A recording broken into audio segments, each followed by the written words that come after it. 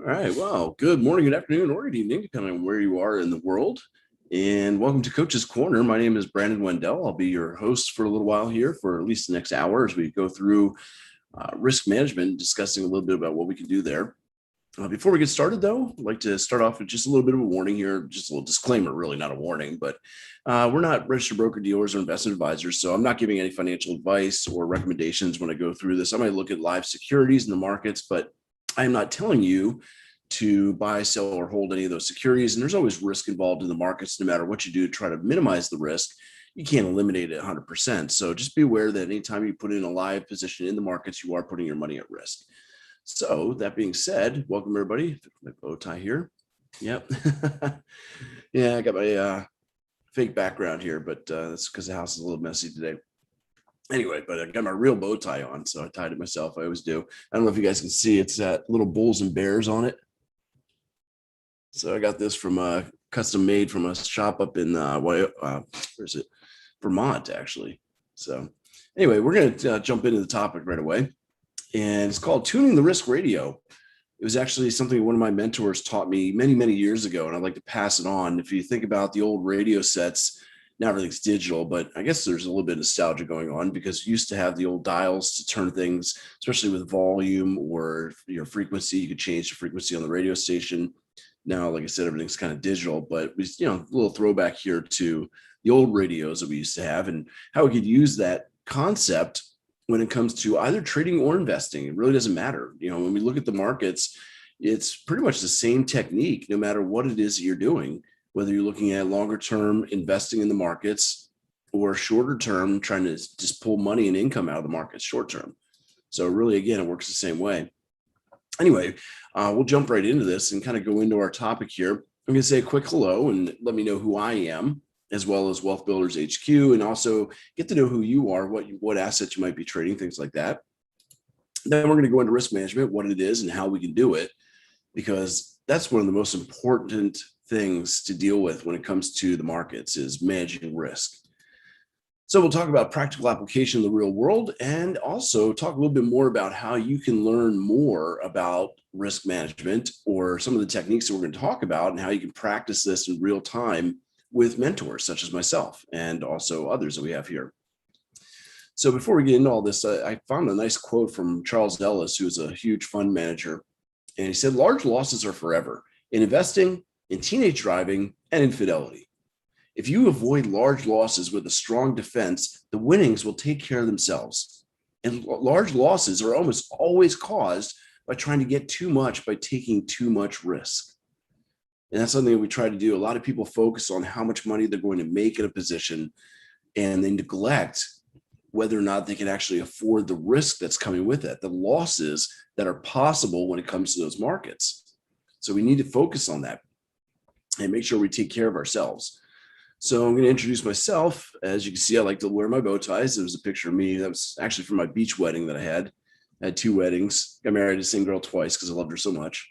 And we had a legal wedding inside the U.S. and a fancy wedding in France, believe it or not. That was the U.S. wedding. So my background, I'm a charter market technician, and I passed that exam back in 2008. So it's basically a master's degree in technical analysis. So I've learned a lot about how the markets work. There's also a lot of psychology in that study. So you learn a lot about how you work and how the markets work on you, so to speak. So I speak from a position of experience. I've been trading for over 22 years. And I was a former retail stockbroker where I worked at, it's a company, it's no longer in existence. One of my first jobs was at Chatfield Dean, which if you ever seen the movie Boiler Room or Wolf of Wall Street, that was the kind of environment it was. It was a penny pusher. And, I ended up working at a more legitimate brokerage a little bit later. And I worked in the back office operations for a while, which was kind of interesting. Saw order flow and routing going on there. And then I was hired to work for a private hedge fund. So I was a hedge fund trader for a little while too and managed $50 million, which in hedge funds is a very, very small fund. So, excuse me as I drink my soda water. I've been trained in adult education, and I've actually been teaching trading and investing since 1999. So again, I've been doing this for quite some time. And I like to think I'm a pretty nice guy. At least my mom tells me I am. So if she says it, then it must be true, of course. Anyway, that's me in a nutshell. I'm not going to here to talk about myself. I'm here to talk about things we could do for you. And also want to bring up, if you want to follow us, Wealth Builders HQ, and also myself, I'm on Facebook. I'm on Twitter as Trader B-Dub. You can also follow Wealth Builders HQ as well. And they also have their own YouTube and Facebook and whatnot. So I put in my own personal ones, but you can also follow the company as well as me individually. It'd be great. Keep in touch with us. Let us know what we can do to help you, what you're seeing in the markets. We put out a lot of information about what we're viewing as far as the way the markets are moving and how we can take advantage of those opportunities. So by all means, take advantage of that free information that comes out. And speaking of information, you can see that you've got premium online workshops that come on. Now, when it says premium, there is a fee for that. So you could have to subscribe to get those, but there are some free online workshops. Every Monday, you can catch Rob doing the Power Hour from noon to 1. He does a really good deep dive into the markets. And of course, you're here at the Coaches Corner. Every Friday, it'll be alternating instructors. So Tony Benson, a few others. By the way, make it loud. There are the, how are they? I can't remember, the Blue Angels. The Blue Angels are practicing right now. The air show is happening this weekend in Fort Lauderdale, where I live. So they are flying literally right over my head at about, I don't know, 1,500 feet off the deck. Maybe lower, maybe higher, probably about 2,200, 2,500 feet. But it's pretty loud. So you'll hear that they're practicing right now. I just heard one of the jets fly by. So they have the new F-18 Super Hornets, which are 40% more powerful than their old jets. So it's much louder. Anyway, just letting you know what that's going on. Also, I want to let you know there's a brand new workshop that I'm going to be doing called Your Future in Futures. If you've never traded futures before and you're interested in learning what futures are and how to trade them, come join me. It's a free workshop. May 13th and 20th, we're going to be doing two workshops, one at noon and one at 8 p.m. So come and join me for that if you're interested in learning on, kind of what futures are and how they can work for you as an investment opportunity or a trading opportunity. And then I'm doing a futures boot camp, which is really diving into, your future and futures is kind of a feeder into the boot camp where I'm going to teach how to trade futures. So cool. I'll see you there then, Jim. Thanks for signing up. Anyway, let's continue on here. And let's talk about, what is in your control when it comes to the markets? Because we would love to have control over things in the markets, wouldn't we? You would love to have the power to push the prices higher or to knock them down a little bit, I'm sure. Unfortunately, that's not within our control. The only thing that we can really control is our risk. We can't control whether the markets will go up or down or whether we're going to make money or lose money. It's just not possible. Unless your name is Warren Buffett and you've got billions of dollars behind you, it's very difficult to move a market, especially on your own. So the only thing we can control is how much money we are going to lose if and when we are wrong. So we need to make sure we focus on that because that's our risk management. That's really what it comes down to. And I mentioned before, I kind of look at risk management as a radio with a bunch of different dials. Not everyone will have the same settings on their dials. You have to customize this to you as an individual and see what's right for you. But you got to understand what the dials are first before you can adjust them. And that's what we're going to talk about today. The first dial that we'll talk about is called volume. Obviously, we have the volume dials on our radios, and that's going to refer to not just the number of contracts or shares or lots you are trading, shares if you are doing stocks, contracts if you're trading futures or options, and lots if you're doing Forex. But it's also going to refer to the type. We have several different types of contracts that we can use when it comes to investing or trading. And by using the right contract for our position and our account and our risk tolerance, we can adjust for that. We can make sure we're okay with the amount of risk we're taking. The next one is frequency. We can adjust the frequency or the number of trades we are taking. And we're going to see that, taking more trades is not necessarily a good thing. More trades means more risk. Doesn't necessarily mean more profit. And then finally, we have duration or the length of the holding period for your position. How long are you going to be in the position? Next 10 minutes, next 10 days, next 10 months, next 10 years. The higher you go in time, obviously, the more risk you are going to have when it comes to your positions. So we're going to dive into each one of these individually and see what we can do as traders or investors to help control the amount of risk that we are taking in those markets. And I said, we're going to start off, probably the most important one is volume. And that's usually one of the larger dials on your radio anyway. Now, just kind of toss it between that and frequency. But here, when it comes to the markets, volume is definitely the most important thing that we're going to be viewing and looking at. So the higher the volume, the greater the risk. It's pretty simple. So when we're seeing that we're getting ready to go live in the markets, or actually we're ready to trade the markets. We got our account ready. We logged in for the first time. Slow down. Okay, you should probably start off in a simulated mode. With a simulated mode, you obviously have zero risk when it comes to losing money in the markets. It's not going to happen because you're simulated. Now, granted, you might be missing out on opportunities, but who cares? Simulated mode is where everybody should start, but you do want to go live as quickly as possible. The reason why simulated modes are good for learning your software, if you're going to make a mistake and hit the wrong button, it's better to do it with practice money than with live money, of course. But one thing that simulated mode cannot do is simulate how you will feel when you have real money on the line. Now, I've met a lot of demo millionaires. There are a lot of people that trade very, very well in simulated mode.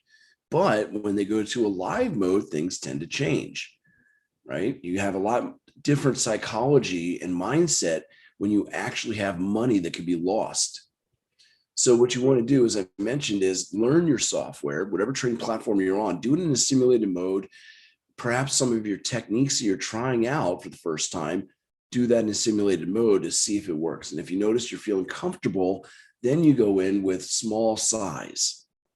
Now, there's no one telling you have to jump in with a large amount, or, don't put pressure on yourself saying, I've got to make X amount of dollars starting off. What you're trying to do when you're new in trading or investing is make sure you're on a sound footing. Make sure you understand your strategy properly and how to deploy it in the markets. Make sure you're sticking to your discipline and only taking the positions that you are supposed to be taking based on your strategies that you have. And now, by using small size, perhaps even 1 share or 10 shares in the markets, maybe we do 1 micro lot in the Forex markets, or we could do a micro on the futures markets. By doing that, we have very limited risk, but we do have risk. And that changes the game. As I mentioned before, see, grab something here. As I mentioned before, as we get into the markets, if we were doing a simulated mode, it really doesn't do anything to us psychologically. If you lose everything in a simulated mode, you hit the reset button and it's all back. Nothing was lost. It's all back to normal, and everybody's happy. But if you do that in a live mode, you lose money. You don't get it back unless you earn it back. And honestly, I would be willing to say that you never truly get back what you lost. What you're getting back is new money from new positions. You got to kind of think of it a little bit differently and trick your brain so that way you're not doing what they call revenge trading. But anyway, if we do this with small size, if we do have losses, they are going to be very livable and acceptable risks or losses. We're not going to be risking too much money. Be careful when you start jumping up to larger size. Your risk goes up exponentially. My time won't stay straight. It bothers me. Anyway, but when you go to a larger size, what happens is, a lot of people, I see them go from 100 shares of a stock, 10 shares of a stock to 100 shares. If you go from 10 shares to 100 shares, you've increased your risk tenfold. Everybody says, yeah, you make more money too, but at what risk, right? We got to make sure we're comfortable with the amount of risk we're taking in the markets. So don't jump up too quickly. Go from 10 shares to 20, 30, 40, 50. You take steps on your way up to 100. You don't have to race to get there. This is not a sprint. It's a marathon when it comes to the markets. We want to become consistently successful in those markets. And we do that by, making sure that we're okay with the proper strategy as well as psychologically prepared. So jumping into a larger size right away is not the right way to go. Even if you were trading micro lots, you want to go into maybe multiple micros before you even go to a mini or a standard lot in Forex. In futures, stick with the micros, maybe do multiple micros before you get to a standard position of normal E-mini or standard lot. Again, size is very important when it comes to these markets. If you're trading and you start struggling, and you should have a rule set for yourself, depending on whether or not it's, if you have a losing day or multiple losing days in a row, or if you have multiple losing trades in a row, set a rule for yourself that if you hit that limit, you turn down the volume first. Maybe turn it all the way down to simulated mode. But the first dial you should always touch if you're having any problems is the volume. And the reason why, let's say, for instance, I'm trading in Forex and I'm currently trading standard lots. And for whatever reason, I go into a slump and I have 3 losing trades right in a row, 1, 2, 3. The first thing I will do is drop down to a 1 micro lot. And you think about that, if I'm successful in the micro lot, am I going to make back what I lost losing on 3 positions with standard lots? Heck no. I'm not going to get close to making that money back, but that's not my goal. If you're trying to get your money back, you are revenge trading, and psychologically, it doesn't work. You'll probably lose more. Will Rogers, the American humorist, once said, the best way to get yourself out of a hole is to stop digging. And that's what we need to do. We need to stop digging the hole. We need to focus on our techniques, and maybe we're doing something wrong. Maybe we're getting too eager to get into positions. So if we remove the temptation of trying to get it back, there's a jet. I don't know if you guys can hear that at all. It's not too loud yet, but it was louder yesterday. Anyway, if you remove that temptation of trying to get it back, you're going to be focusing now on getting back your technique instead of trying to get back the money. And that's what we want to do. We want to focus on our proper technique and make sure we are trading properly. And I actually spelled losses wrong on that. That bothers me. So there we go. Fix that. But yeah, we just want to focus on the technique and make sure we're doing things properly. So if you're ever having problems, and I have my own personal rule, if I have 3 losing trades in a row, or if I have 3 losing days in a row, I stop trading. I go back to a minimum amount, sometimes even simulated mode, just to protect myself. But really, you want to be in a live mode with real money on the line, because that, again, psychologically, it's better. But I go back to a minimum and start trading, and I don't increase the size until I have successful positions again, maybe 3 to 5 successful positions. Then I go back to my normal size, or you may even just scale up in size. And scaling up is also a good thing when it comes to risk. You can actually control your size with the type of trading that you do. It's not just the number, but it's also what you select. When it comes to stocks, you can obviously choose the number of shares, right? You can trade 1 share, 5 shares, 10 shares, 2,000 shares. You can control your risk that way. But you can also do something called scaling in to control your risk. If we go out, let's see, I think I have a browser open with a chart. And we can look at something like QQQ, for instance. If we were looking at the NASDAQ and it happened to be on a 1-hour chart here, let's say that we were planning on buying in this area as prices pull back. Well, when that happens, we don't have to go in all at once. As prices come back down to that area, if we decide, thanks, Roman. Roman said awesome stuff. Where was I $20,000 ago last week? Anyway, I was here, but I was in the E-mini think tank. So anyway, if you want to, what you can do is, if you decide, let's say, for instance, we're going to do 500 shares in this position. We don't have to take all 500 shares right away, because if we do, we have the most amount of risk, don't we? Let's do this. Let's say we go in where that arrow is and we place our stop below that area. Okay. Instead of taking our entire position of 500 shares, maybe we want to limit our risk and we only take on, 300 shares. By doing a small portion as we hit the zone, we have limited risk. If this were to go straight down, we have less risk on 300 shares than we would with 500, obviously. Then what can we do? As prices are in the zone, there it goes a little bit deeper, we can say, okay, it's going in the zone. Now we're starting to see buying pressure and things are starting to turn around inside the zone. We could add more to our position. Perhaps we add another 100 shares.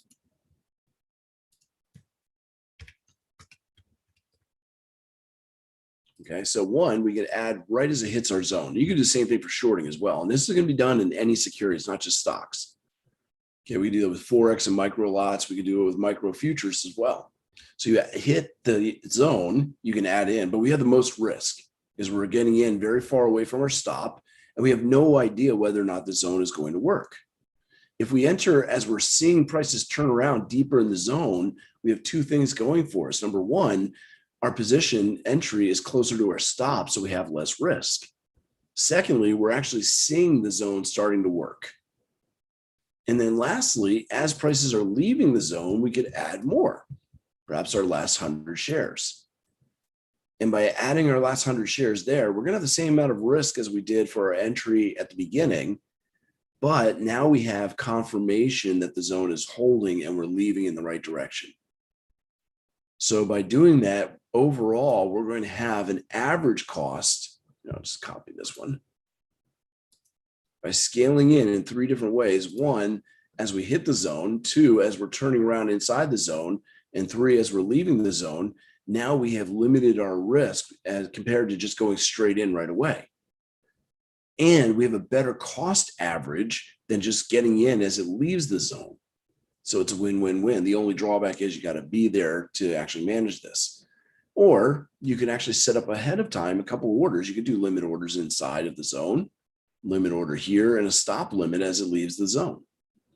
So the main thing is, if you want to reduce risk, it's not just the number of shares you buy, but it's how you buy or sell them. You could do what's called scaling in to reduce your risk. If you're a stock trader, another thing you can do to reduce risk is trade ETFs rather than individual stocks. ETFs are exchange traded funds, and there are thousands of them out there now. You can get an ETF on almost anything that you want to trade. And what happens is an ETF is simply a basket of securities. Rather than going out and buying a stock, which, by the way, when you have stock, you have multiple risks in the markets. You have overall economic risk or systemic risk. You have sector risk, index risk, industry risk, and then you have company risk. Well, when you trade ETFs, you can reduce or eliminate individual company risk and even some of the industry risk because you can trade a sector of the economy. And by doing that, an ETF, as I mentioned, is really just a basket of stocks that somebody buys. If we were, we were looking at QQQ as an example. If I go out to, let's see,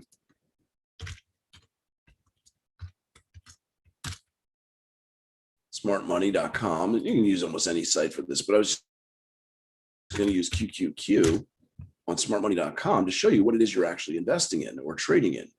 You go to the quotes and under holdings, this is on marketwatch.com.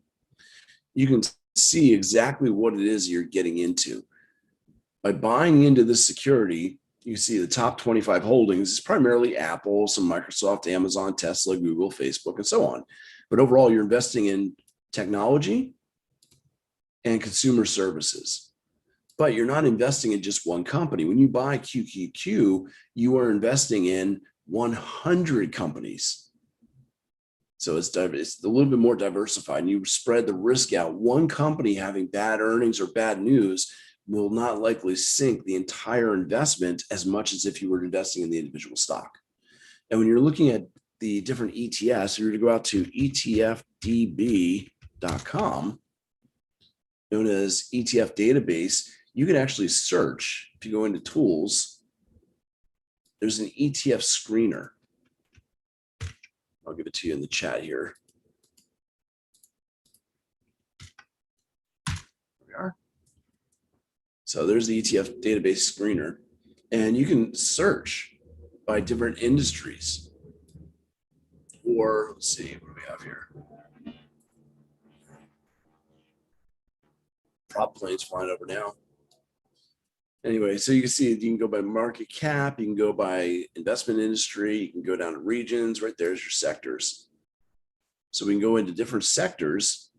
Let's say we wanted energy, and I can even narrow it down to MLPs, clean tech, coal, clean energy. Let's say we want green energy, clean energy. So we can search. There are 7 ETFs under clean energy. And I can search for those. Okay. So that's something we can do to reduce risk. If you're a Forex trader, the easiest thing to do is adjust your lot size. Instead of just trading standard lots, you can go down to mini or micro lots. You obviously have less risk. You'll make less, but who cares? You have less risk. Again, you want to make more, you got to take on more risk. Risk and reward go hand in hand. Options. This is another thing that we could do. Options, when you buy an option, say you buy a call or buy a put, you have limited risk. You cannot lose any more than the premium you paid. However, you could lose 100% of that premium. So one of the things we can do is learn how to trade spreads. By trading vertical spreads in options, you can actually reduce the cost and therefore your risk in a position. Instead of simply buying a call, I can do a bull call spread, and I've reduced my cost by selling a call against the one I bought. Now I cap off my reward, but at the same time, I do reduce my risk. So there are things you can do in pretty much any asset. Futures, of course, there are now E-minis in addition to standard contracts. And especially the big one is E-micro contracts. There's a lot of new E-micros out there, and the market is growing every single day. That allows you to reduce your risk. Lastly, one of the other things we can do, and this is not necessarily size, but volatility. When you look at volatility, when it increases, you have higher risk in the markets. You can choose either not to trade extremely volatile markets, or you could look at smaller time frames to help reduce your risk. We're going to talk about adjusting the other risk radio dials. So when you have higher volatility, that's faster movement, and therefore you have more risk. One thing you can see is if the margin is higher, then you have greater risk. Okay, when you're looking at the Forex or futures markets, you'll see that the higher the margin requirements are for that security, the more risk there is in trading that security typically. The average true range of your security will also give you an idea of volatility, by the way. Sorry, I'm a little sweaty today. Oh, here come the prop planes again. I'm trying to see them. I'm gonna have to go out on my driveway after this and take some video of all the planes flying over. It's fun. I can see the shadows as they pass over my office right now.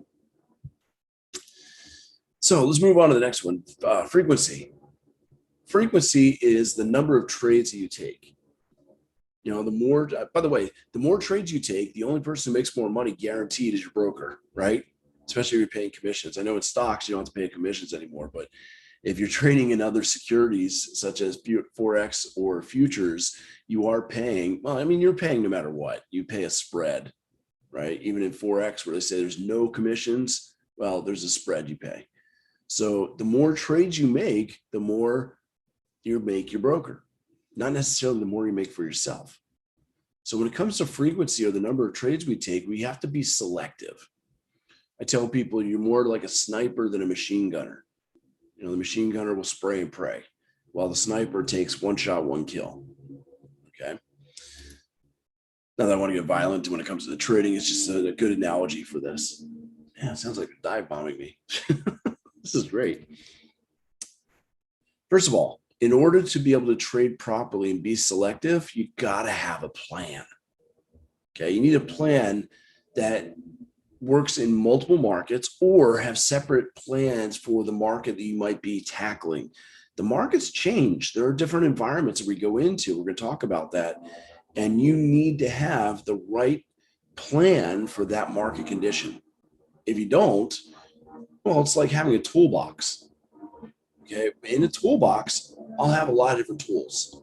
Okay, I might have an adjustable wrench, some hammers, some Phillips head screwdrivers, some regular screwdrivers, adjustable wrench, vice grips, all sorts of different tools. That means I'm prepared, because when I go out and I try to tackle a project, I should have the right tools for that particular project. If I try to use the same tool on every project, I'm probably going to fail. The same thing happens in the markets. If the markets are in a trending position and you are not using a trend type of strategy, you're going to lose money, or at least not capture the most amount of profit you could potentially get. You wouldn't want to use a hammer to change a light bulb, would you? Now, granted, it might be fun, but it's also going to leave a mess. So you got to have the right tools for the right project. That's all it is. And we're going to talk about that. The other thing we want to make sure of is even though we have a plan, we got to follow the plan. There's no point in having a plan if you don't follow it. So be disciplined. Discipline is doing the right thing at the right time every single time, whether it's what you want to do or not. Sometimes taking a loss is the right thing to do. Sometimes not taking a position is the right thing to do. And you got to do that. Have a trade limit.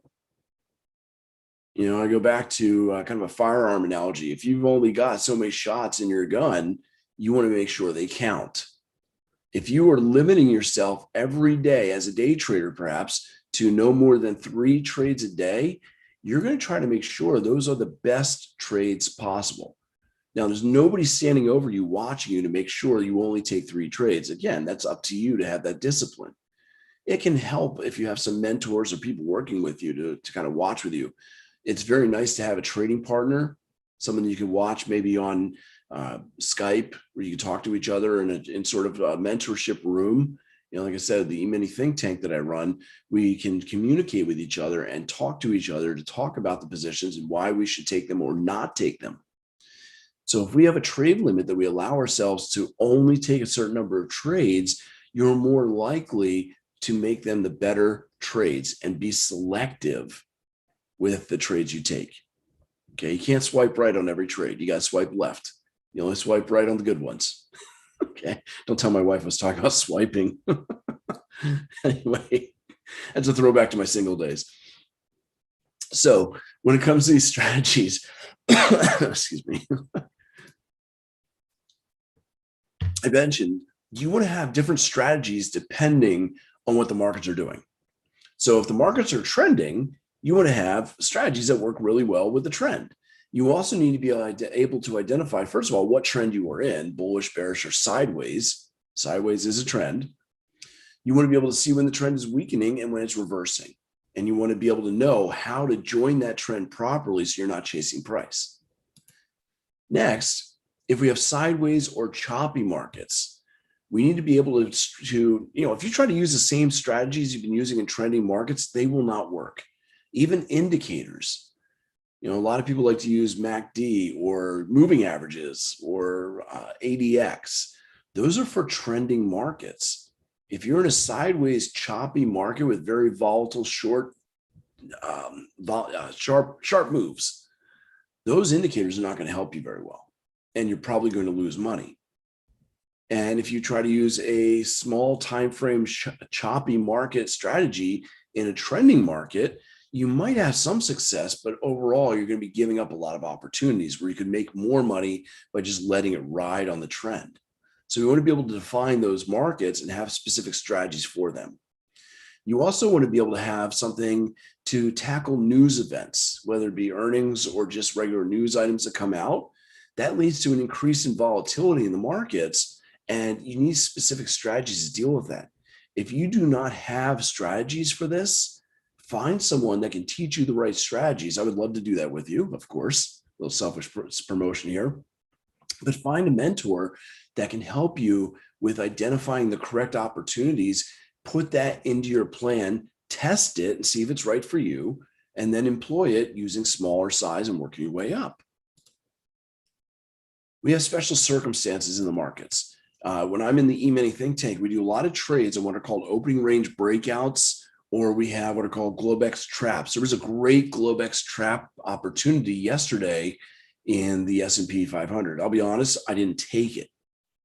I was a little nervous about the position. I didn't take it. Ended up working out beautifully, but we learned from it. And when I say Globex trap, basically what happened was, if you were trading the S&P 500, when the markets opened yesterday, let me go back to yesterday here. Let me clear my chart. Before the market opened, we were looking to see what might happen. And I looked back and saw that there was an area where prices had broken out in the past right there. We were moving kind of choppy and sideways, and some big buyers came in and pushed us up. So what happened was, first thing in the morning, we have what's called our Globex highs and lows. And for whatever reason, a lot of people think that if you break that Globex low, the market's going to become extremely bearish and drop. And that's what happened. People sold off on that drop. And that's the trap right here. They sold off into an area where there's a lot of buying pressure. And that happened to be the low of the day yesterday. So there are trap opportunities you can look for almost every day. It doesn't always happen every day, but at least you have, again, I have a tool in my toolbox I can pull out when I see this opportunity and I can take advantage of it. And that's what happened there. So have plans for all these different strategies that you can just pull those tools out of your box and go to work. Our last dial that we're going to look at is called duration. So we had size or volume, frequency or number of trades, and now we have duration or the length of the trade. Whenever you have an active position in the markets, whether it be long or short, you have capital at risk. If you don't have any money in the markets, the only thing you're missing out on is opportunity. You're not physically losing money necessarily. So if we lower the time exposed to the markets, we naturally will lower our risk. Of course, as I said before, when you lower risk, you also lower reward. They go hand in hand. You can't have one without the other. If we use lower time frame charts, we definitely will lower our holding time. Okay. The nice thing about the markets is that they're fractal. Fractal means that the pieces, smaller pieces, are the same shape as the whole. So techniques that we apply on higher time frames can easily be applied the exact same way on smaller time frames. It doesn't make a difference. It's entirely up to you what time frame you wish to employ these on. So now, as far as efficacy and how well these techniques work, they often will work better on higher time frames for one reason: more pairs of eyes are looking at it. So when you trade on lower time frames, there may be less people looking at that time frame, and therefore these zones may not work as well, but they can still work. And I'm talking all the way down to tick or volume-based charts. You can use these techniques. Also, lower time frame charts typically have smaller zones. When we looked at that zone right here, for instance, on the E-mini S&P, I was on a 15-minute time frame. And you can see that 15-minute time frame, what do I have here for risk? We have 41.4650 to 41.3850, or 8 points times $50 a point is $400 of risk on the 15-minute chart. If we were to go out to a larger time frame, say daily chart, and I go back over here, and we look for our daily zone, see where our nearest daily zone happens to be down here, or maybe this, we'll call it here. So if I'm looking at the daily zone now, we are looking at 4070 to 4052.25. So we're looking at what, 17.75 points, or $887 of risk. So we've doubled the risk by going to a larger time frame. If you want to reduce risk, you go to smaller time frames because the zones are going to be smaller. However, the distance between zones will also be smaller. Therefore, again, less risk, less reward. That's the way it goes. You got to figure out which size you are comfortable with and use that. And when I trade, doesn't matter what time frame I'm on, I'll enter the one part of the zone and put my stop on the opposite side of the zone, just outside of that. Gives you a chance for the zone to work. So the time frame I'm trading on kind of dictates a little bit of the risk. But remember, I can go to a higher time frame if I want to and still keep the same risk. How? I can reduce the size. So you can adjust those dials where if I have a higher duration, I can use a smaller size and have the same amount of risk as somebody on a smaller duration with higher size. So it works out nicely. You can, people always ask me, Brandon, what has the most type of risk? Intraday trading or swing trading or long-term position trading? And I always tell them yes.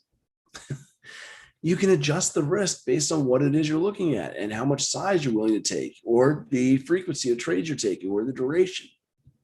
So looking at this duration, you decide what type of trader you want to be. And I'm multiple traders. I am a day trader, but I am also an investor and also a swing trader. So I use different charts and different accounts By the way, please do that. Do not try to day trade and hold long term in the same trading account. You really should have separate accounts for all these. And what I'll do is I will be, if I'm day trading and I need to log off and start looking at longer term trades of swing trades or investments, I will log off my computer and leave the room. It's psychological. I leave the room, and when I re-enter the room, I'm reset, and now I'm thinking as an investor, not a trader anymore. Different techniques to a certain extent, but I'm looking at different time frames for sure. And I have a separate account for that. I don't know if you realize this, but it's again, it all comes down to psychology. When you move through a doorway, your brain does kind of a clearing. You might agree with me on this. It's true, because have you ever gone somewhere, you're sitting in one room and you're thinking, man, I need to go over to that other room and grab whatever. I want to grab a set of keys, or I want to grab a ball cap. I'm sorry, my dog's barking. So you're thinking, I need to go in the other room and quiet the dog, right? Anyway, you go to the other room when you walk through the doorway and you're in that other room and you're thinking, what did I come in here for? You totally forgot. It's because the act of walking through a doorway is a reset for your brain, whether you realize it or not. So we could use that to our advantage by getting up and leaving your room, walking to another room, then coming back to start day trading after you've been investing, or start investing after you've been day trading. You kind of reset your brain and you're thinking a little bit more fresh. Has anybody ever had that happen? You go to a room, you forgot why you came in there? Or am I the only one? Is this thing on? Anyway, nobody's answering me. Okay. So you guys still there? That's good. Yeah, I've done that. Okay. Yeah, it happens to everybody. It's a psychological thing. Constantly. Yeah. All right. So we need to decide what kind of trader we want to be. And there's not one that's better than the other. You can make money on all of these. You can lose money on all of these. So we start off with day trading. Day trading is simply entering and exiting a position at during the same trading session. Oh, you didn't know about the doorway? Oh, absolutely. Yeah. You can read more about it. I was a psych major, so I did a lot of study on that. Believe it or not, it was criminal psychology, but same thing. Psychology is all the same. But yeah, it resets your brain when you walk through a doorway. It's just something that your brain does to you. If you can learn psychological tricks to help you, it makes you better.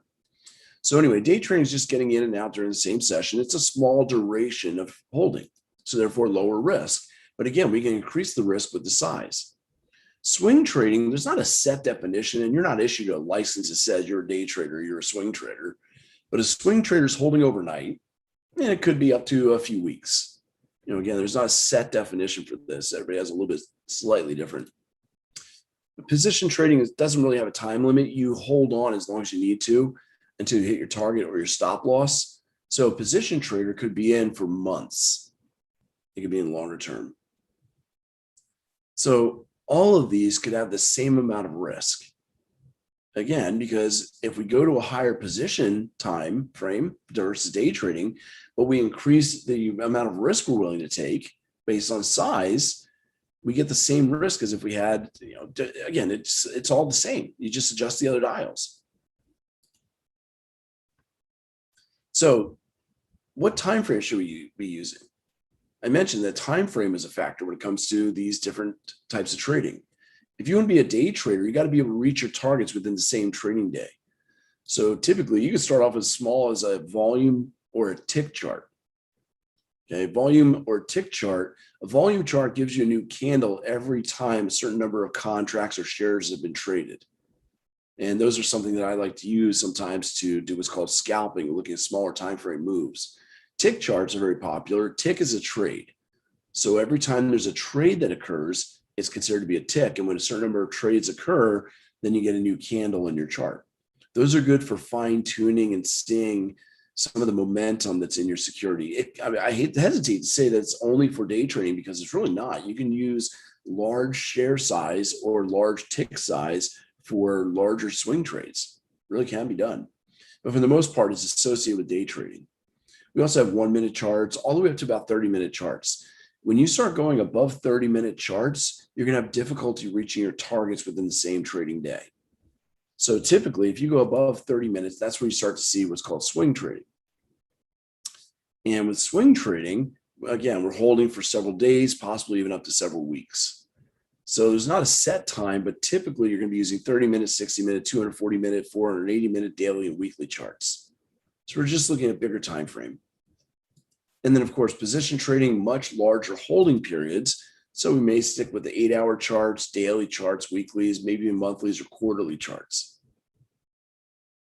If you have TradeStation, you can actually turn that on if you type it in. That's the easiest way to do it. Let me see. I do have TradeStation on this computer. Let me take a moment to log in here. It's very simple to see either volume charts or tick charts. Very, very simple. You can type it in. Or if you right click on your chart, it used to be that on 9.5, I'll have to check on the new version.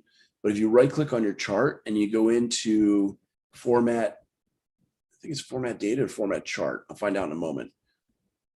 Now you found it already? Okay, see, it's there.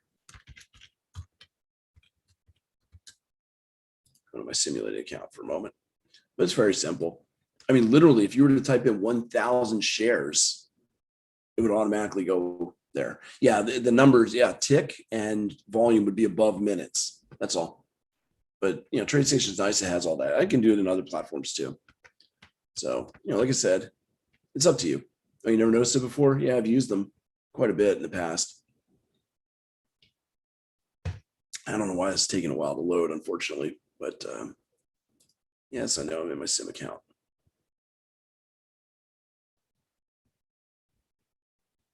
But, you know, kind of going back to our trading, it doesn't matter. You still use the same techniques, but you adjust the risk by the size that you are trading.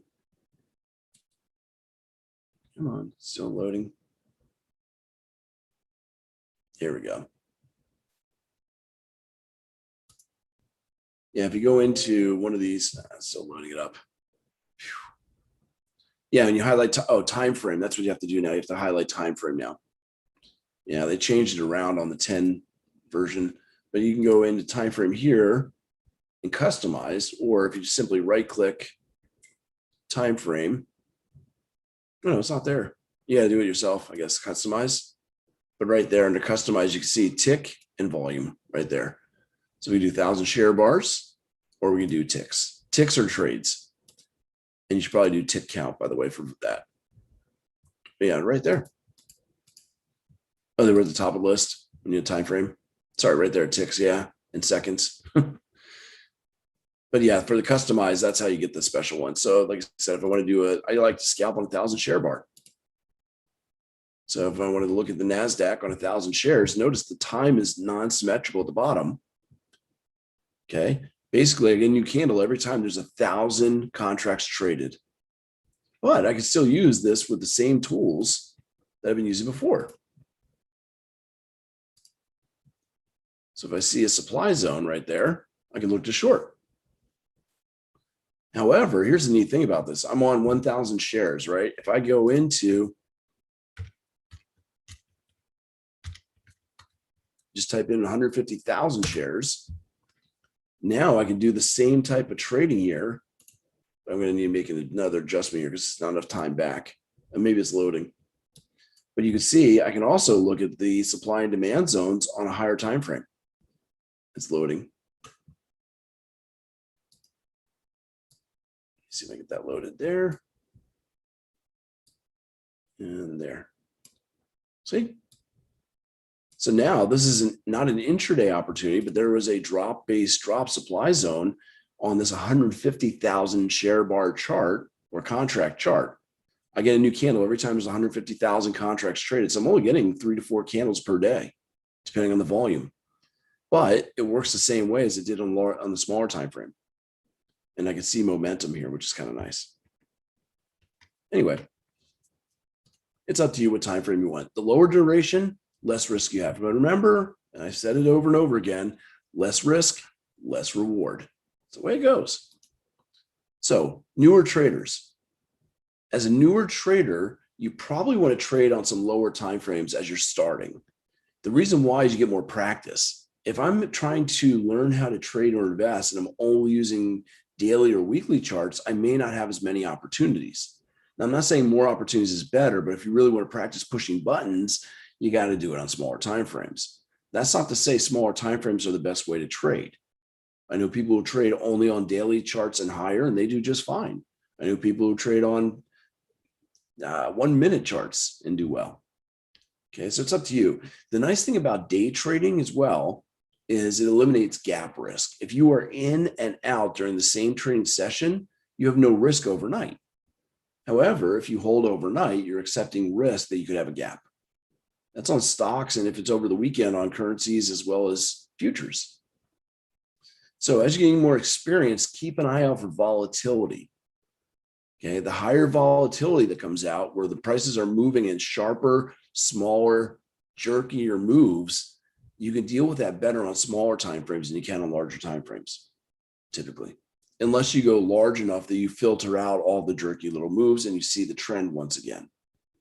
So it's kind of a fine balance. But again, it's kind of a situational thing. You got to see how much volatility you have, and are you better off trading on a smaller time frame, or are you better off trading on the higher? So when it comes to risk management, as I said, there's really those three things. We have the volume, which is the number and type of contracts. Excuse me. We have frequency, which is number of trades taken. And again, you want to limit that. You don't want to just take every trade that comes along. And duration, or your time that's being spent in the position itself, it's a little bit of a function of the time frame you're using for your charts. Higher time frame charts, you'll be in there longer. Lower time frame charts, typically in a trade much less. So let me know if there's any questions on that. You know, what I'd love to have you do is join me in the E-mini think tank. I see there are some of my students in here that are already in that E-mini think tank, and there's a link if you want to learn more about that. You can join us there. The E-mini think tank basically meets 3 times a week, and what we're trying to do is solve, do solutions for trader troubles. A lot of traders have problems figuring out what their plan is. I mentioned a bunch of those different strategies that you should have, tools that should be in your box to help you with your trading. If you don't know how to identify high quality opportunities, or you don't have a plan, come learn. And there's a lot of education in how to use, I forgot to change it over for the trend, but learn the proper definition of a trend, use indicators to help you be able to read price better. Learn, find a mentor as well. If you're losing money on trades, you're not sure what's wrong, it helps to have somebody that can help you and guide you through those markets to show you what is the right way to tackle each market condition. Hopefully somebody's been in those conditions for many, many years. I've been trading, through 2 major crashes, 2008 and also 2000, the tech bubble back then. So I've seen almost all market conditions and what can happen and what we need to do, the techniques that will help us minimize risk as well as maximize our opportunities. And the other nice thing is, if you're having problems with confidence, if you have a group of traders around, you're seeing other people. I can't tell you how many times I see this in the E-mini think tank. I see a lot of students say, wow, I found that exact same zone. And that makes them feel more confident that when the instructor or even other students, even my dog agrees. Pascal. Anyway, hang on. So if you have other people who are identifying the same opportunities as you, it makes you feel more confident in their positions. And when you see those positions working, it makes you much more confident to pull the trigger and take the trades. It's all benefits. So if you're interested in learning more, what I would say is I would love to have you join me in the E-mini think tank. There's a lot of self-paced education there, a lot of bonus classes that we do, as well as what we've recorded over time. The E-mini think tank is kind of a mix of live education as well as recorded. And we meet Monday, Wednesday, and Thursday in the mornings. Okay. A question came up. Do I recommend to read any, or what do I recommend, any good books for technical or mental? I don't really have any great books for technical analysis because a lot of it is all the same stuff and it's all traditional technical analysis. And I trade a lot differently than most of those books do. You're welcome, Giles. Take care. He's got to take off for work. I see him in the class anyway. But as far as books on mental stuff, there are several good ones out there. You've got Dr. Woody Johnson, From Pain to Profit. You've got Training in the Zone, Mark Douglas.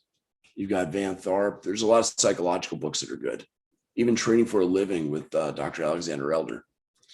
But like I said, for the technical stuff, I prefer that there's not really any books that I really recommend, unfortunately. I'm still working on one, but I do have a lot of information. As I mentioned, the E-mini Think Tank, there are videos on how to find zones properly, where to buy and sell, how to identify trend properly, how to use the RSI indicator the right way as a momentum indicator, not as a overbought, oversold indicator.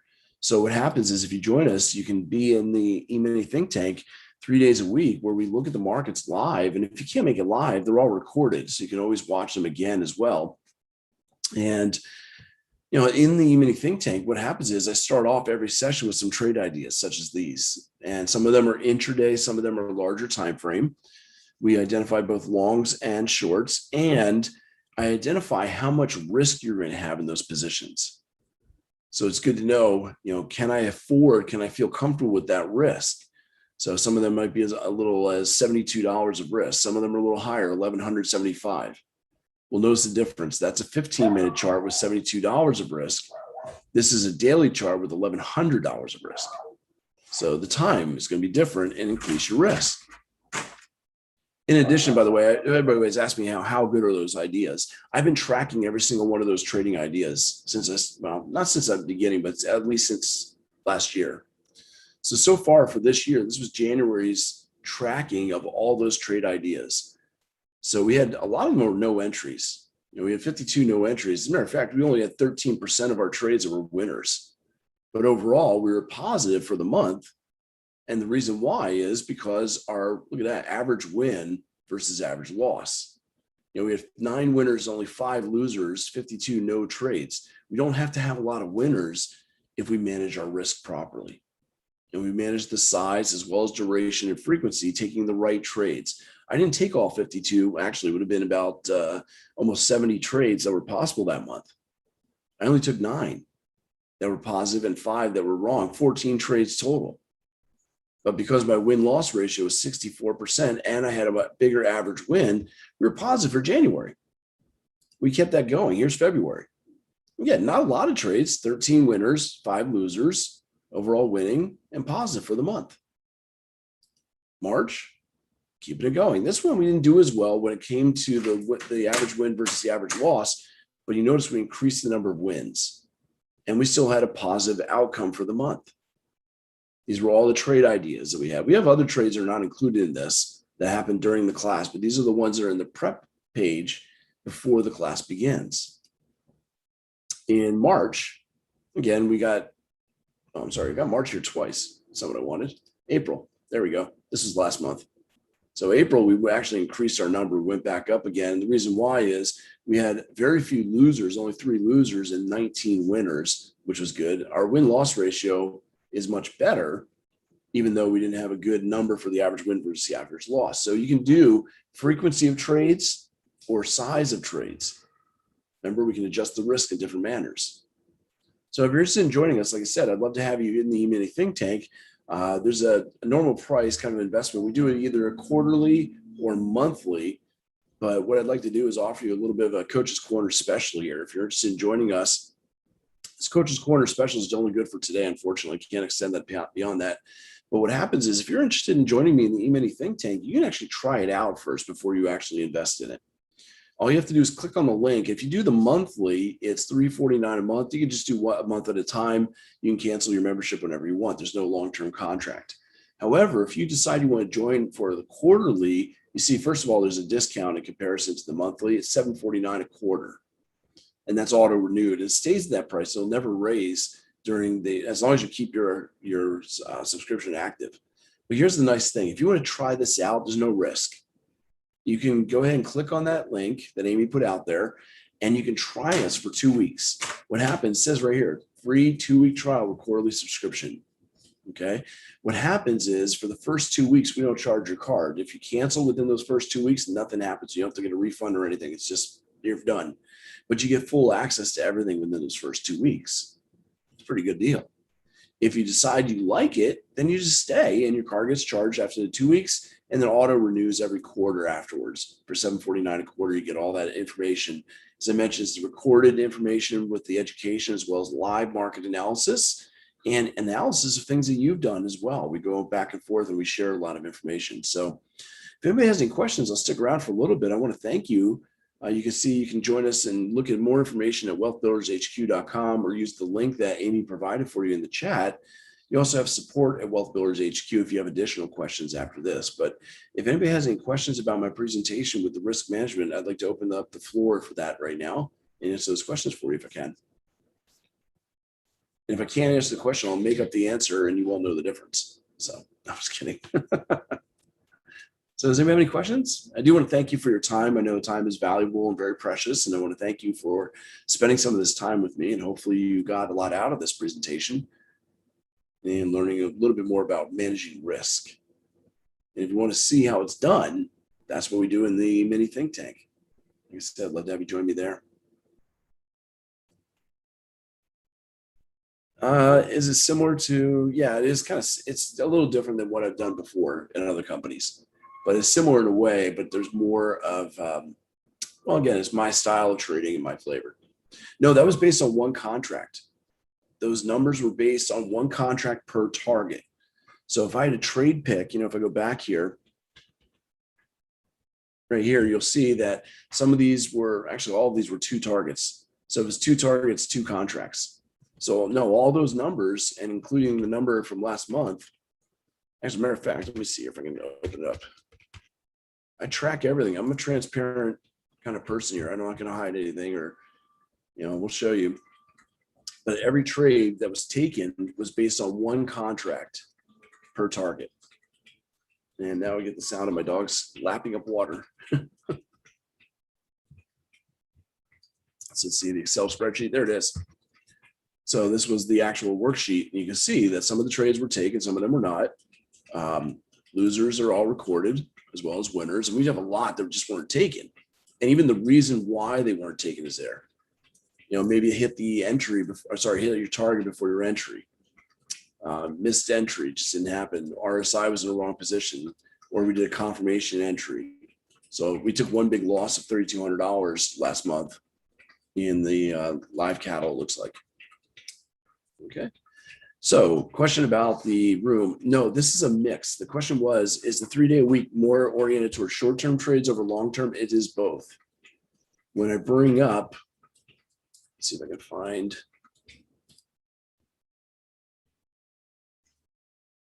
I'll go to April's trade ideas. When I go to April's trade ideas and bring those up, what you'll see is we have a mix. And I do that on purpose because I have some traders who are looking at day trading opportunities. Some traders are looking at longer term. So here on April 26th, we had some 15-minute trades. We have a daily chart for the Japanese yen. That hasn't even hit yet. We have 60-minute time frames, so some swing trades and also 120-minute trades. So no, every time we come in the morning for those 3 days a week, there are going to be day trades that we take while the market is active, but I also do have some longer time frame trades. On the 22nd, it was all day trade. Well, actually, no, one swing trade there, 60-minute chart. So it's always a mix. You see some 60-minute charts. That way, if you're not able to make it live, you can go ahead and set up the trade by watching the recording when you get a chance to and see if it's still an opportunity.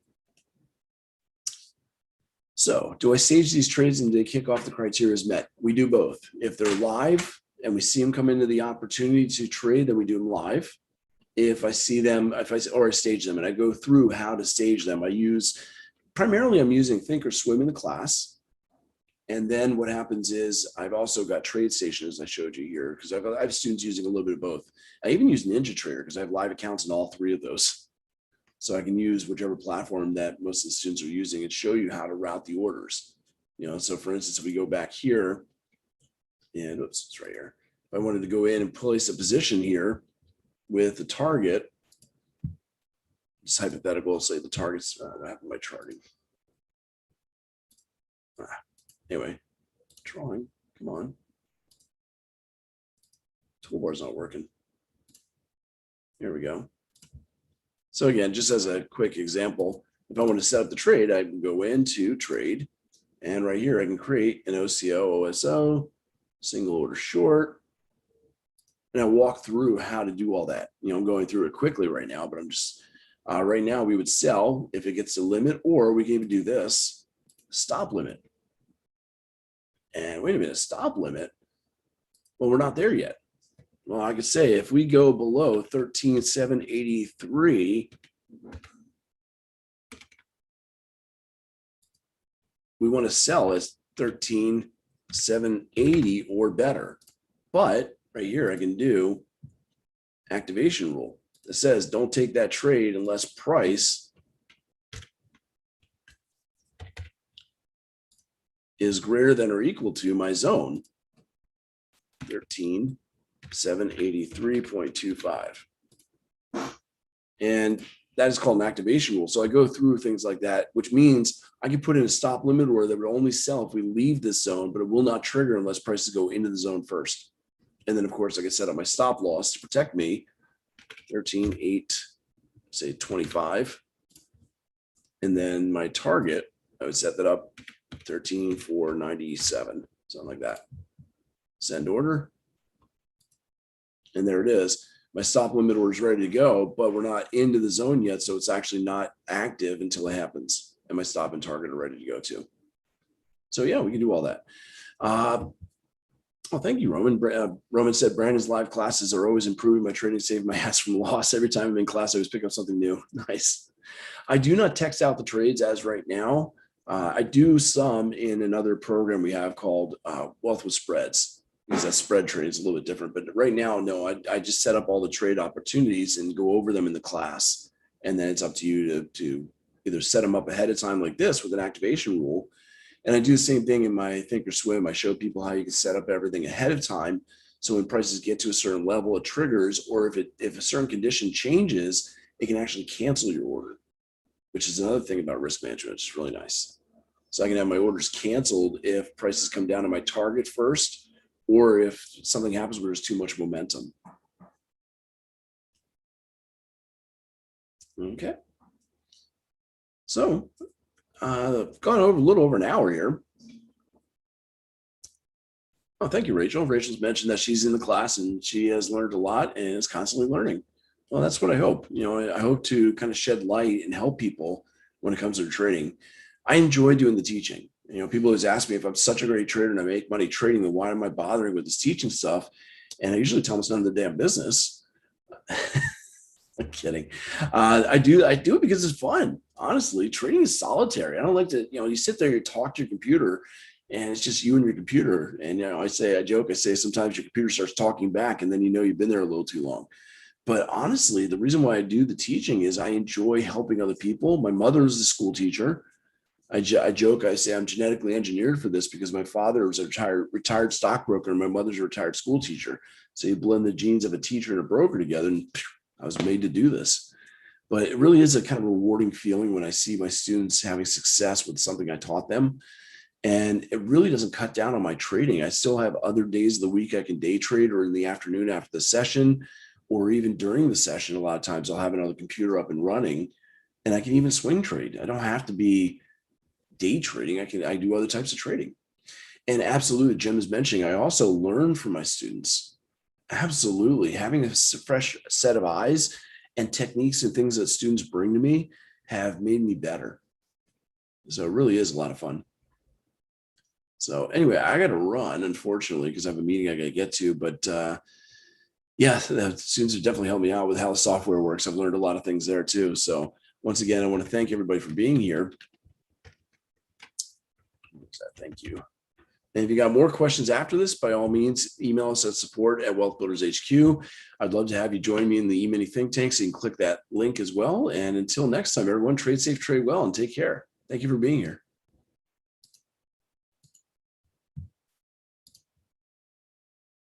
Yeah, I'll get the pictures of the Blue Angels. I'm going to go to where I used to live on the beach.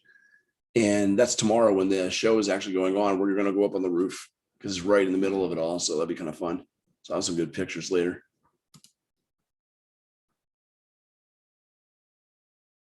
Where is this recorded? You're talking about this video today?